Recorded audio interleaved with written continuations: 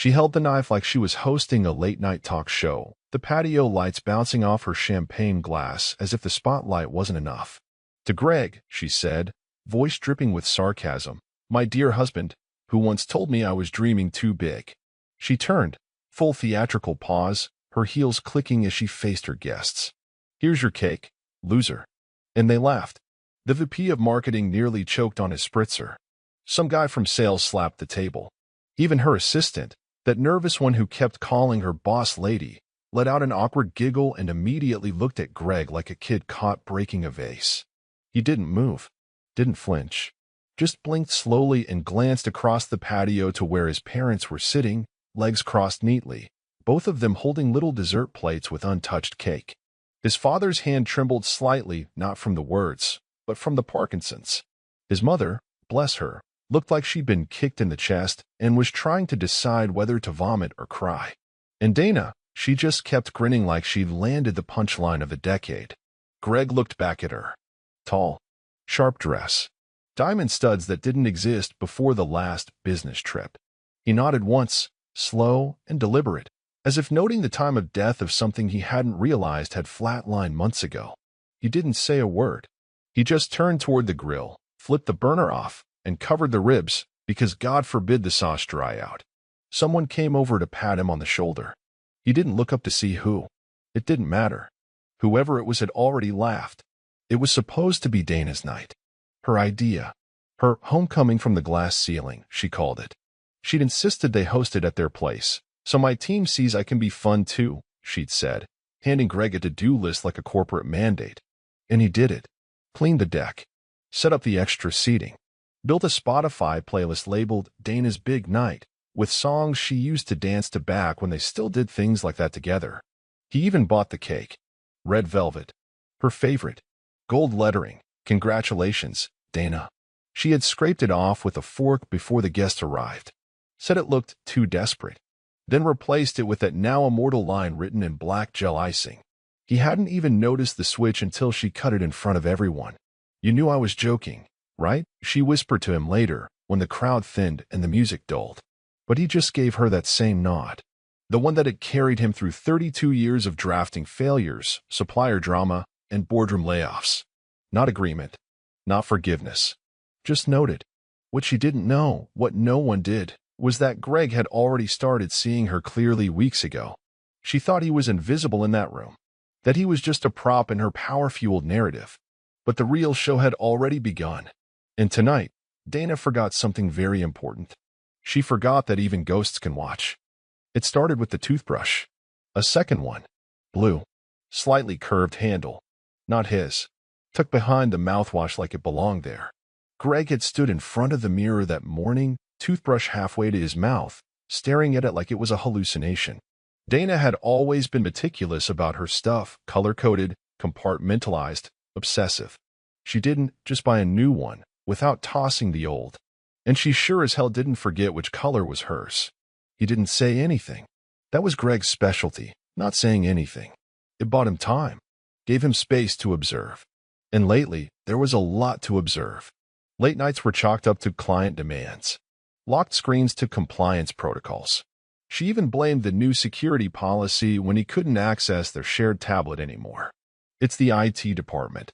They locked it up weird," she'd said, as not quite meeting his. Her face tight, like a too smooth surface stretched over something seething underneath. And then came Mick. Mick from legal. He was in every damn story. "Mick thinks I should speak at the next conference. Mick says my analysis saved the Simmons account. Mick said he's never seen anyone lead a team like I do." Greg started referring to him in his head as Mick the Apostle, the way Dana recited his praise like scripture. So Greg did what Dana never expected. He logged in. Not to her current devices, she was too careful now. But the old ones? The ones gathering dust in the spare room drawer? Yeah, those still whispered secrets if you knew how to listen. Cloud backups were still syncing to her old iPad. And when he opened the Photos app, what he saw knocked the breath clean out of him, but didn't break him. Not right away. She was in a black one-piece, drink in hand, on a balcony somewhere sunny. Greg could tell by the wallpaper it wasn't a business trip. She was with Mick. Arms draped around each other like a honeymoon cliché. He flipped through, each photo worse than the last. Then came the videos. Laughter. Dancing. Her voice, sweetened by alcohol, calling Mick baby. A clip of her riding his back in a pool, shrieking like a teenager. Another of her feeding him room service pancakes in bed, topless, the sheet slipping lower each time she leaned in. And the final one, the one Greg only watched once, was in grainy night vision. The phone must have been resting on a dresser. They were mid-act. Greg paused it halfway through. Not because it was unbearable, but because he'd seen everything he needed. He found the emails next. She hadn't logged out of her old Gmail. Not the one she gave clients, the private one. There were messages to Mick with subject lines like, still at work winking face, and he bought it again LOL. In one, she wrote, Greg thinks I'm pulling all-nighters to impress the partners. Pathetic. He actually made me a protein shake this morning. God. He's like, grateful I'm ignoring him. Greg read that one twice. Then again. Then he closed the laptop and stood very still for a long time. No yelling. No calling. No confrontation. Instead, he went to the garage, opened the safe, and pulled out his external drives. Copied everything, photos, videos, emails, calendar pings. Cataloged it by date. Labeled it Dana_ethics_evidence_001. Then he made 3 more copies. One for the safe, one in the glove box, and one with a friend who didn't ask questions. He didn't need revenge. Not yet. He needed patience. And proof. Because Dana didn't just cheat on her husband. She underestimated a man who'd made a 30-year career out of solving catastrophic system failures without ever raising his voice. While Dana floated from guest to guest with her Prosecco grin and over-rehearsed anecdotes about rising above mediocrity, Greg was in the laundry room, scanning documents between refilling the chip bowl and re-icing the champagne bucket. Not out of nerves. Out of routine. Precision was second nature to him. And tonight, every click, every page, every byte he moved into place was another brick in the quiet detonation he'd been constructing for weeks. The cake had been delivered that afternoon, triple-layered, buttercream-frosted hypocrisy. She insisted on writing her own message.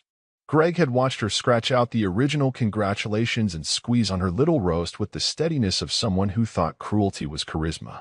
But the joke, the one that made Mick from legal giggle into his gin and tonic, was just the ribbon on the real gift Greg had prepared. Behind a locked folder labeled Client Budgets Q4, on his encrypted USB drive was an evidence chain that would make most IT auditors weep with joy. Photos. Timestamped metadata. Cross-referenced travel receipts. Email headers showing corporate card misuse during the weekend. Dana claimed she was off-grid with women from the Women in Leadership cohort. A $427 charge from the hotel spa tagged as client meal.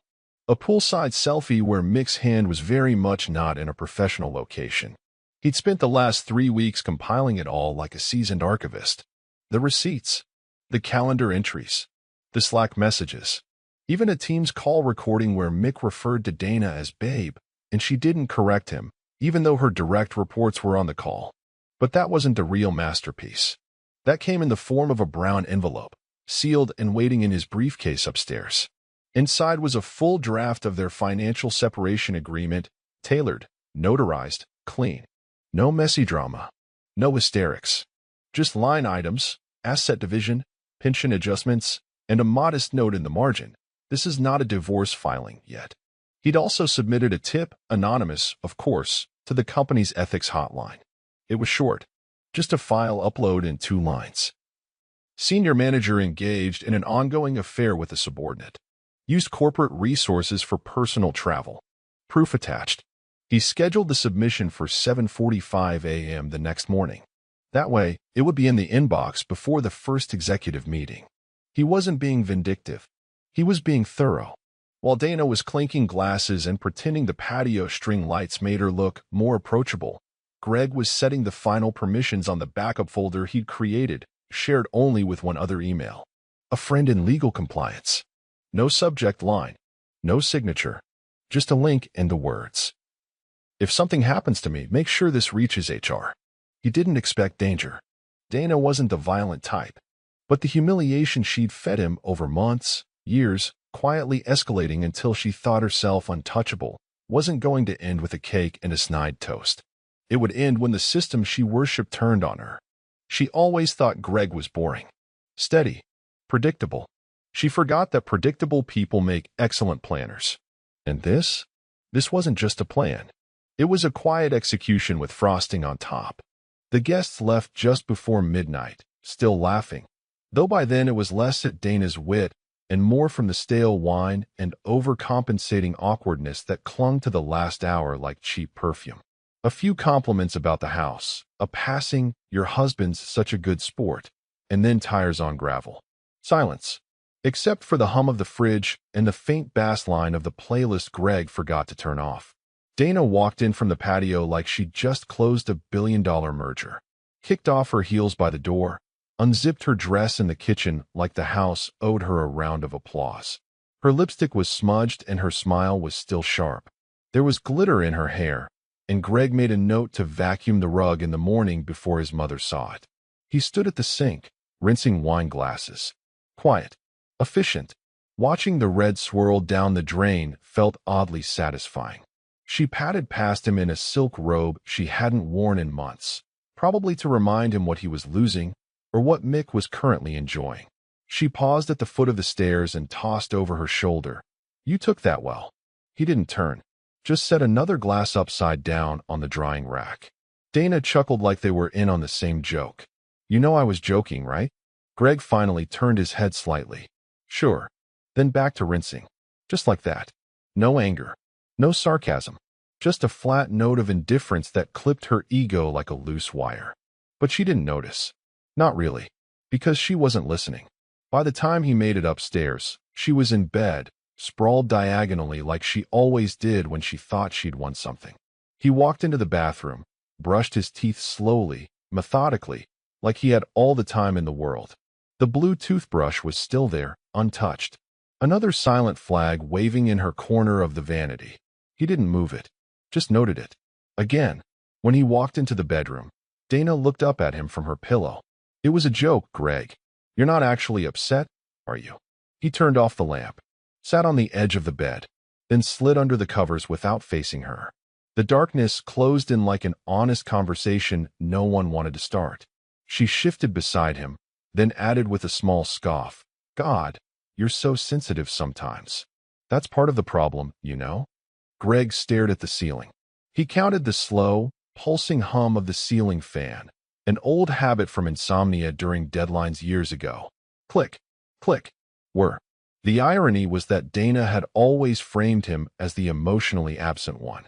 Distant, quiet, dull. But silence isn't the absence of emotion.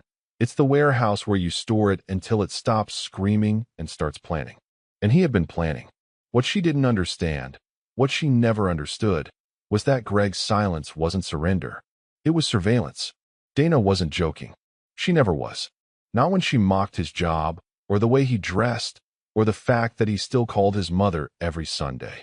Not when she left her phone face down at dinner. Not when she forgot their anniversary because she was under so much pressure at work. And certainly not when she toasted him in front of her colleagues with that snide little eulogy of a marriage. That wasn't a joke. That was her confession, wrapped in frosting and arrogance. She thought he'd swallowed it like everything else. But Greg didn't swallow it. He recorded it. And in that moment, as she drifted off in the glow of her self-made spotlight, Greg stared at the ceiling and made a final, silent commitment. Tomorrow, she'd wake up thinking she'd won. And by the end of the day, she'd learn how thoroughly she'd lost. Dana always slept late after a party. She called it decompression, though Greg had long suspected it was just the hangover of maintaining a persona. She stirred only once during the early morning quiet, mumbling something unintelligible and rolling onto his side of the bed like she hadn't already annexed every other inch of the house. Greg was in the kitchen by 7 a.m. made coffee, toasted a bagel, fed the neighbor's cat. They were out of town, and he had a key. Routine grounded him. So did the knowledge that, as he stirred a little creamer into his cup, a different kind of morning was already unfolding downtown. At 8:12 a.m., Dana's phone rang. Private number. She grunted, face half buried in the pillow. Then, without lifting her head, she slapped around the nightstand until she found it. "Hello." Her voice was still thick with sleep and Chardonnay. Then came the pause. Greg heard it from downstairs, this odd pocket of silence, like the air had been sucked out of the second floor. Then he heard the sheets shift fast. A gasp. The creak of the headboard. The unmistakable bolt-upright moment. He didn't move. She thundered down the stairs in her robe, phone clutched in both hands like it was vibrating with explosives. "Greg," she said, tight-lipped, wide-eyed. Did you do something?" He looked up from his coffee, one eyebrow slightly raised. "Something like what?" "They just called. From the office." Her hand was shaking. "It was Angela, my boss's assistant. She told me I need to come in. Immediately. Not to use the company laptop. To bring my personal phone." She held the device up like she expected him to confess into it. Greg took a slow sip of coffee. "Sounds serious." She narrowed her eyes. "Greg." He leaned back in the chair, the morning sun hitting his face through the blinds, casting long shadows on the floor. He held her gaze, then said, softly, like reciting a reminder on a shopping list. "I'm just the loser, remember?" Dana opened her mouth, but nothing came out. Just air. Her expression flickered, confusion, suspicion, maybe even fear, but it couldn't stick. Not yet. She wasn't used to being on the back foot. Greg stood up slowly, brought his mug to the sink, and rinsed it out. "You should get dressed," he said without looking at her. "Wouldn't want to keep Angela waiting." Dana didn't move. Just stood in the kitchen like someone had pulled the rug out from under her favorite fantasy and left her barefoot on the cold floor of reality. Greg walked past her to the front window and pulled the curtain aside, just a sliver. Outside, the world went on as usual. A dog walker. A jogger. The mail truck rolling up the hill. He didn't need to ask if the call had anything to do with the ethics hotline submission. He already knew it did. The timestamp, the file, the folder, all synced, encrypted, triggered with a delay. The bomb had gone off. All that was left now was the fallout. Dana turned slowly toward the stairs, her fingers still curled around the phone like it might offer salvation if she stared hard enough. Greg sat back down. He picked up the paper, flipped past the sports section, unfolded the crossword. Outside, a car engine roared to life. Tires squealed just slightly. He smiled at 5 down. Consequence, 5 letters. Answer, truth. Dana tore out of the driveway like the house was on fire. No makeup, hair barely combed, dress shirt half-buttoned over leggings she probably forgot weren't pants. Her bag was still open on the passenger seat, papers, cosmetics, and a phone charger spilling like entrails. The garage door hadn't even finished lifting when she slammed the car into reverse and nearly clipped the trash bins. Greg didn't flinch. He stood behind the curtain in the upstairs hallway, the one that gave a perfect diagonal view of the street. Not enough to be seen, just enough to see. As her taillights whipped around the corner, he pulled out his phone and sent a single message. "She's in motion. Delivered. Read." No emoji. No follow-up. That friend, if you could still call him that, had worked compliance at Dana's firm for over a decade before they axed half the team in a budget shuffle. Greg had stayed in touch. They bonded years ago over dry ribs and a mutual disdain for performative management. When Greg reached out a few weeks back asking for a friendly ear off the record, the guy didn't even hesitate. Now, the chess pieces were moving. The report Greg submitted, disguised as an anonymous ethics complaint, had officially cleared intake. That meant timestamped confirmation, logged IP routing through a masked VPN, and direct delivery to internal legal with a reference number. That same reference number was attached to the video. Not a video. The video. The one Dana recorded, stupidly, while pretending to be discreet. Hotel suite, Mick's voice muffled in the background, and Dana spinning toward the camera in lingerie with a giggle. "This is way better than those sad little work dinners." Huh? The footage wasn't pornographic, not entirely. But it didn't need to be. The timestamp, the metadata, the audio, it all told the story. Greg didn't send the riskiest videos. He didn't need to. He sent the right one. The one with her laughing as she held a glass of wine purchased on the corporate card at a resort labeled in her calendar as client relations training. The compliance friend had watched it. Called it clean, which in that world meant damning. No ambiguity. No plausible deniability. Just a well-edited montage of arrogance and poor judgment. Greg backed away from the window, finally, when her car disappeared past the hill. He walked to the closet and pulled out a small fireproof lockbox. Inside, a backup drive, 2 manila folders, and a typed letter with a sticky note that simply said, "In the event of escalation." He didn't think it would come to that. But then again, Dana never thought he would come to this. He sat on the bed, slowly unlacing his shoes. No rush. The next few hours weren't his to manage. They belonged to her now. Her lies. Her performance. Her damage control.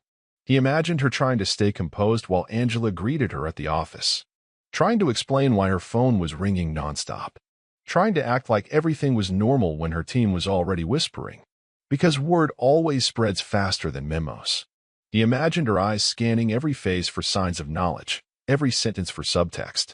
She'd walk into that building thinking she could bluff her way through anything. But Greg had engineered systems for 30 years. He knew the moment a load-bearing structure started to fail, Dana was already cracking. And the best part? He hadn't even touched her. He just showed the right people where to look. The first vibration came as Greg was slicing into his eggs. Sunny side up. Just how his dad liked them. His mother was sipping tea, her posture still regal despite the years, her pinky always slightly lifted. They talked about the garden. Tomatoes coming in late this year. The tulips didn't make it through the frost. Normal things. Anchoring things. Buzz. He glanced at the screen. Dana. He didn't open it. Not because he was afraid of what she might say, but because he already knew. Buzz. Buzz. Then again. A pause. Another. They started to stack. His phone danced across the table like a restless insect. He silenced it and slid it into his pocket. His mother noticed, of course. She always noticed everything, even when she didn't say a word. "You all right, sweetheart?" she asked gently, not looking up from buttering her toast. Greg nodded, calm. Just Dana having a rough morning. His father chuckled dryly, barely glancing over his newspaper. Shouldn't have made fun of the cook, then. Greg actually smiled at that. First real smile in days. Maybe weeks. By the time the syrup hit the pancakes, Dana had sent 12 messages. By the coffee refill, she was at 24. At message 37, the tone shifted. The first ones were panicked, rage, and quick bursts. "What did you send them? I need you to answer me. You don't understand what you've done." As if she thought this was some mistake. Like he'd accidentally tripped over her little affair and fumbled it into HR. As if the evidence folder had built itself overnight. As if her career had cracked under the weight of his confusion, not her ego. Greg kept sipping coffee, letting the storm swell in the pocket of his jeans. His mom began telling a story about the first time Greg rode a bike without training wheels. His dad interjected with the correction that it was, in fact, a tricycle, and the two fell into a warm, familiar bicker. He liked that story. When text number 51 came through, he finally pulled the phone from his pocket, not to read the messages, but to mute the thread. Still, he glanced. It simply said, "Please, Greg, I'll explain everything." He stared at that line for a beat. That one made him pause, not because he believed her, but because of the absurdity of it. As if now, at this hour, this collapse, she finally thought explanations mattered. As if the word everything was even in her vocabulary. He set the phone face down on the table and nodded along to his mother's story. Something about scraped knees and a Band-Aid with cartoon ducks on it. Dana was unraveling. Every message was another stitch popping loose in the perfectly tailored narrative she'd sewn for herself. The empowered career woman, the charming mentor, the office favorite, the too-good-for-Greg wife who had outgrown. The man who once made her pasta from scratch on a Tuesday just because she said she missed Rome. Greg watched his parents. Listened to them finish each other's sentences. Noticed the way his dad still poured her tea first, even with shaky hands. And then he thought about Dana. Alone. In a cold office. Facing a wall of HR suits with her own words looped back to her in video form. Her own laughter used as Exhibit A. She had been building a narrative. He had just given it an ending. Dana was still breathless when she stepped into the elevator. Her ID badge didn't skin the first time, her hands were trembling too hard to line it up. The security guard tried to make a joke about rough morning, but she didn't laugh. She didn't even look at him. 30 floors. She watched the numbers climb like a countdown to execution. Somewhere between 18 and 19, her legs started to shake. At 27, she put her hand on the railing. By 30, her reflection in the steel doors was a stranger, smeared mascara, collar twisted, sweat blooming under her arms. This wasn't the woman who'd stood in front of her team last week and declared herself a model for female leadership in corporate culture. The elevator opened. No one greeted her. No assistant with a coffee. No cheerful chatter. Just silence in a hallway that looked too long. At the end, conference room B. Inside, HR director. Her department head. Mick's boss. No Angela. No familiar lifeline. The seating arrangement said everything 3 on one side, 1 empty chair on the other, and a company-issued tissue box dead center. She hesitated in the doorway. The HR director motioned without a smile. "Have a seat, Dana." She did. They let her settle in before sliding the laptop across the table. It was already queued up. No introduction. No preamble. Just a question. "Do you deny this footage is you and Mick, filmed while using the corporate travel card for a client visit?" Dana blinked. Her mouth opened, but no sound came. She glanced down at the laptop. There it was. Her laugh. Her champagne glass. The flick of her hand brushing Mick's tie as they stood in a hotel suite that was not on the approved list. Her voice, clear as a bell. "This is way better than that fake dinner with the IT guys." Another laugh. Then Mick's voice. "Think Greg suspects anything?" And her response, so flippant, so casual. "Please. He still makes me lunch like a grateful little puppy." She slapped her own thigh in the video. Back in the room, the silence was brutal. The HR director leaned back. Her department head's face was blank, but his fingers were clenched on the table. Mick's boss? Not angry. Disgusted. He looked like he'd smelled something rotting. Dana started to speak, stopped, then reached for the tissue box. 1, 2. She dabbed at her eyes. Tried to compose herself. This has been taken out of context," she said finally, her voice breaking. "It was not what it looks like." The HR director cut her off without raising his voice. "Dana, this wasn't a one-time lapse. This is a pattern. We've cross-referenced your calendar entries with the corporate card charges. The video alone." "I was drunk," she blurted. "It wasn't official travel, I know that. But it wasn't a client visit, either. It was just personal." "Stupid. Okay. We weren't trying to cheat the company." "Then why did you log the hotel under client hosting? Greenlight Ventures?" her boss snapped. Dana froze. The folder name. The falsified report. She had forgotten. "Please," she said, voice smaller now. "Please. Just give me a chance to explain to the board. I'll fix this. I'll resign from the promotion. I'll take the leave. Please don't ruin me over this." But the room didn't move. Not an inch of sympathy. Because she wasn't being punished for the affair. Not directly. That wasn't what disgusted them. That wasn't what got people fired.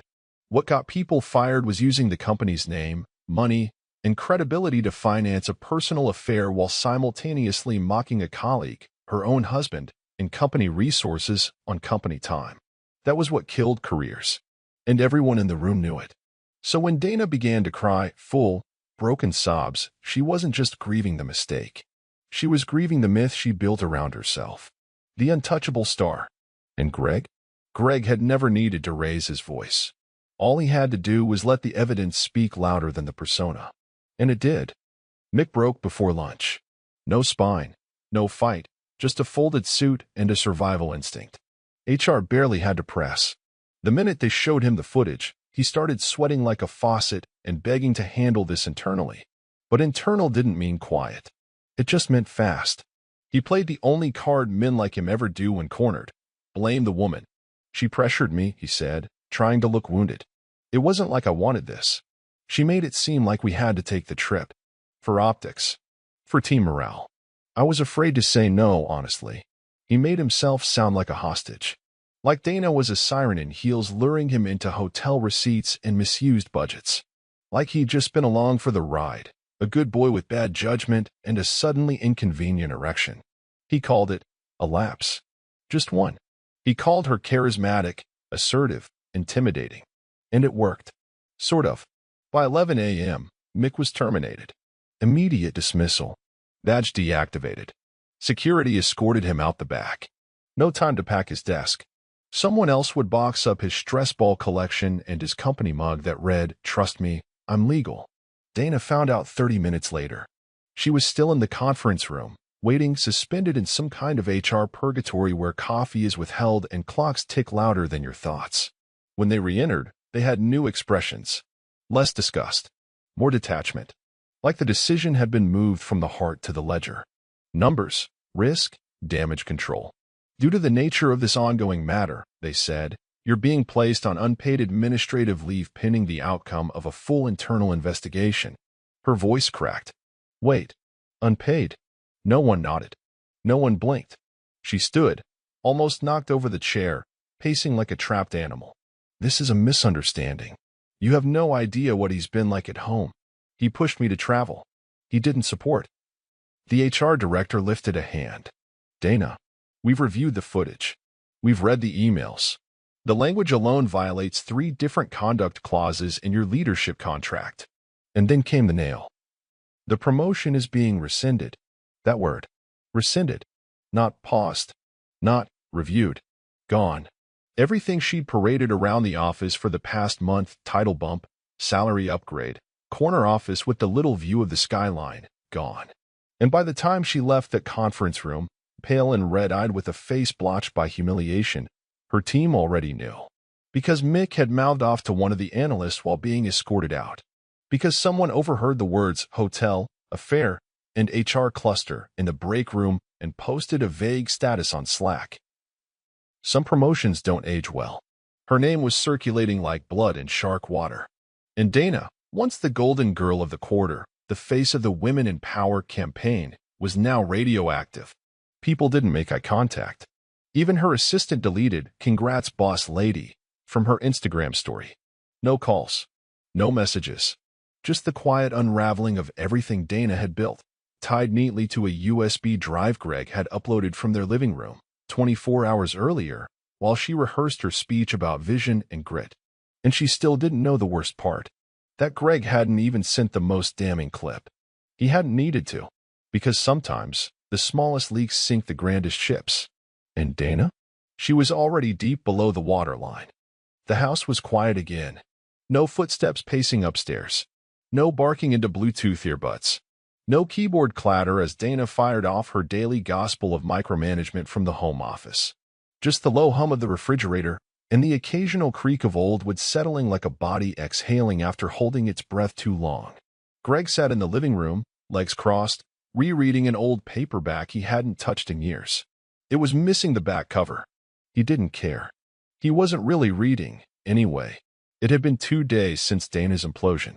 She hadn't come home. Not after the suspension, not after the promotion vanished, not after she slunk out of that skyscraper with her coat wrinkled under her arm and her purse half-zipped like dignity had become optional. Her car was still gone. Her closet untouched. He thought maybe she'd show up at midnight. Maybe drunk. Maybe crying. Maybe with some melodramatic monologue about how he didn't understand what it's like to be under pressure all the time. But she didn't. No messages. No keys in the door. Nothing. Until his phone rang. Unknown number. Local area code. He answered anyway. Greg. It was Dana's sister, Melissa. Her voice had that tense kindness people use when they're asking for something while pretending they're not. He leaned back into the chair. Hey, Melissa. I don't want to intrude, she began, her voice already straining. But have you heard from her? No. She's not answering any of us. Not Mom, not me. We think she might be in a dark place. Greg said nothing. Melissa hesitated, then continued. I'm not saying you did anything. She's not well. She said some really strange things on the phone last night. About her job. Her life. Regrets. She sounded. Greg closed the book softly and set it on the armrest. Did she mention the part where she toasted me as a loser in front of my parents? Melissa went quiet. He leaned forward, elbows on knees. Did she say anything about mocking me in front of my father, who, by the way, has a limited number of nights left on this planet, and doing it with a smirk so wide I could see the outline of her next affair in her molars? Greg, Melissa's voice was a whisper now. She's spiraling. She's not the Dana you knew. Greg chuckled once, bitter and hollow. You think I don't know that? I'm not saying you're responsible. I'm just saying she might not have anyone else to turn to. He stared out the window. The street was still. No car. No silhouette. Just the amber hue of a porch light that never shut off unless he flicked the switch himself. She made her choice, he said finally, each word placed with surgical precision. She humiliated me in front of my family. She laughed at my loyalty. She gambled a good life for ego and a cheap affair with a man who folds faster than laundry. And now that it's all blown up in her face, she wants me to catch the pieces. She's still your wife. Greg took a slow breath. No, she was my wife. Now she's just the punchline to a cake joke. He could hear Melissa breathing on the other end, caught between sympathy and horror. Then, softly, almost inaudibly, Greg added, "Let her feel it, Melissa. Let her sit in it. The shame, the silence, the loss. I've been sitting in it for years." He hung up. No rage. No slamming. Just a soft click. And for the first time in a very long while, he looked around the quiet house, not as a prison he had to tiptoe through, but as a space he could finally breathe in. The ghosts of humiliation were still there, but they were starting to shut up. The messages hadn't stopped, not really. They just started arriving in quieter waves. Desperation has a rhythm, and Dana had finally moved into the pleading phase. Her sentences were longer now. Less venom, more fear. The ego had burned off. All that was left was a woman clawing through her own wreckage, texting from whatever hotel or friend's couch she'd fled to. By the time Greg scrolled past message number 192, his phone was warm in his palm. "Please. You're the only one who knows how to fix this. No threats. No gaslighting. Just that, please." She finally said it. He could see her in his mind's eye, sitting on the edge of a borrowed bed, makeup streaked, phone clutched like a life vest in open water. Maybe her nails were still perfectly done. Maybe not. Didn't matter.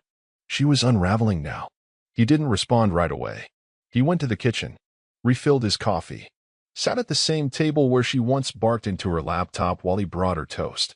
Then he opened his photos, scrolled past the vacation shots. The dinner they had 2 anniversaries ago before her eyes started glazing over mid-conversation. Past the blurry concert pic she insisted they take even though he hated crowds. Until he found it. The cake. She'd taken that photo herself before the guests arrived. She had wanted to post it. A perfect, curated shot of success with her funny little jab scribbled in black icing.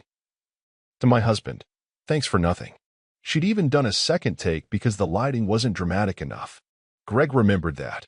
She made him hold a ring light. Said her phone camera didn't capture the mood right. The mood being smug, untouchable, victorious. He saved the image. Opened the text thread. Uploaded the photo. No caption. Not yet. Then, with slow, deliberate precision, he added a line beneath it. "Now you know how it feels. Send." And that was it. He muted the thread again. Put the phone face down. Then he stood by the window and watched the neighborhood breathe. Children walking home from school. A couple arguing softly by their mailbox. A delivery truck honking at a dog in the street. Normal life. Other lives. Not hers anymore. Her silence stretched into the afternoon. No reply. No bubble. Just the digital vacuum left behind when a narcissist runs out of mirrors. Greg didn't need her response. Because that image wasn't for a conversation. It was a memorial. Not to their marriage. That had died a long time ago.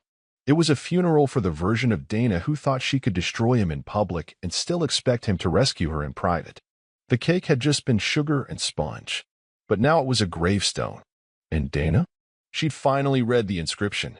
2 weeks later, Greg stood in front of a room full of engineers and project leads, wearing a new blazer that still had a bit of that stiff store crease in the sleeves. The firm was local, but well-funded, young blood mixed with old heads, a company trying to do things right in an industry that usually didn't. He hadn't applied. They'd called him. Someone on their leadership team had heard what happened. Not all the sordid details, just the outline.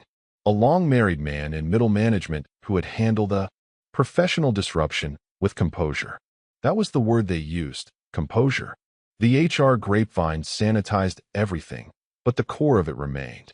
A betrayal, a scandal, a man who didn't scream or implode, just repositioned and moved forward. That intrigued them. They didn't want drama. They wanted structure.